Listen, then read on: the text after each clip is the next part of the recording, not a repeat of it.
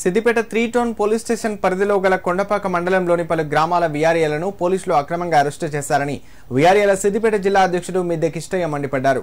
61 సంవత్సరాలు పైబడిన వారి ఉద్యోగాన్ని కుటుంబంలోని వారసులకు ఇవ్వాలంటూ అసెంబ్లీ ముట్టడికి యత్నించిన వారిని కాదని విధులకు హాజరవుతున్న వారిని అరెస్టు చేశారని తెలిపారు.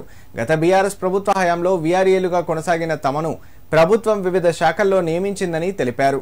ప్రభుత్వ ఆదేశాల మేరకు ఆయా శాఖలలో నియామకం కావడంతో విధులకు హాజరవుతున్న తమను అక్రమంగా అరెస్టు చేసి పోలీస్ స్టేషన్కు తరలించడం సరికాదన్నారు. మరోసారి ఇలాంటివి పునరావృతం కాకుండా చూసుకోవాలని అధికారులను కోరారు. గత ప్రభుత్వం ఉన్నప్పుడు వీఆర్గా కొనసాగినాము. మమ్మల్ని ఆ ప్రభుత్వము వేరు శాఖలకు మార్చినంత మాత్రాన మేము అలా డ్యూటీలు చేస్తున్నాము.